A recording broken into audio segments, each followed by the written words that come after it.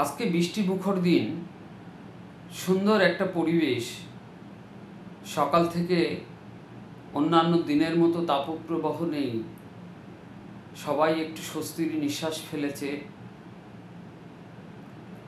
প্রতিদিনের ন্যায় যে গরম আবহাওয়া, সেটা থেকে একটু মুক্তি পেয়েছি আমরা, থ্যাঙ্কস গড।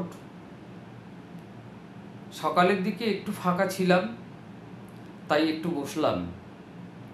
খুব মনে হলো একটা আবৃত্তি করি। তো আজকে যে আবৃত্তিটা আমি করব বলে মনস্থির করেছি, সেটা একটি বিখ্যাত কবিতা। কবিতার নাম জেলখানার চিঠি। আর বিখ্যাত কবি নাজিম হিকমত এটা লিখেছেন। খুব হৃদয় বিদারক একটি কাহিনী। জেলখানা থেকে তার সহধর্মিণীকে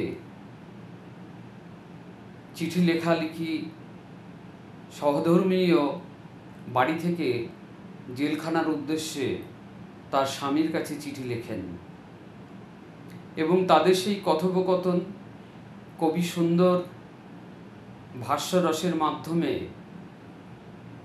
ফুটিয়ে তুলেছেন এই কবিতা। একটু চেষ্টা করছি, ভুলভ্রান্তি হলে একটু মার্জনা করবেন।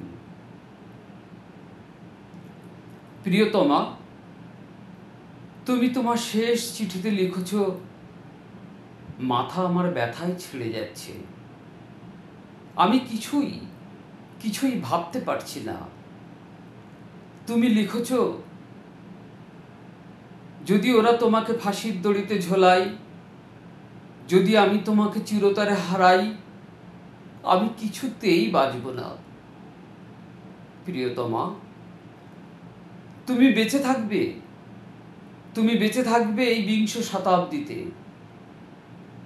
এই বিংশ শতাব্দীতে মানুষের মৃত্যু শোক খুব বেশি হলে 1টা বছর, তার বেশি নয়। আর মৃত্যু দড়ির শেষ প্রান্তে দোল খায় যে সব দেহ, তেমন মৃত্যু আমার মন কখনো সায় দেয় না। প্রিয়তমা আমার, সহধর্মিণী আমার, তুমি নিশ্চিত থেকো, যদি হতভাগা কালো মাকড়সার জিপসি রোমশ হাত আমার গলায় ফাঁসির দড়ি পরাতে আসে, ওরা মিথ্যে খুঁজে মরবে। নাজিমের নীল গভীর দু চোখে থাকবে আতঙ্ক, থাকবে ভয়।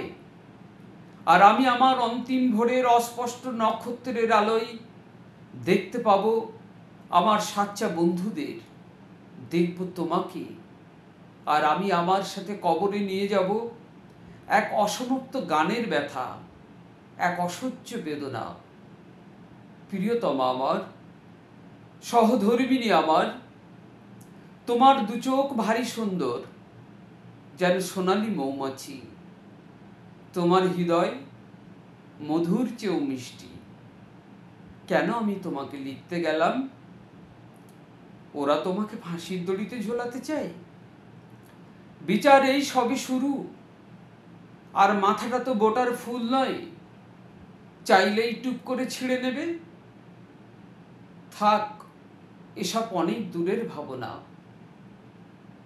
কথাগুলো তুমি অন্যভাবে নিও না। যদি তোমার কাছে টাকা থাকে, আমার জন্য কিনে পাঠিয়ে একজোড়া গরম প্যান্ট। শীতে শুরু হয়েছে আবার পায়ে ব্যথের ব্যথা। আর মনে রেখো, তুমি একজন রাজবন্দির সহধর্মিণী। তোমাকে সারাক্ষণ হাসিতে খুশিতে থাকা উচিত। নমস্কার।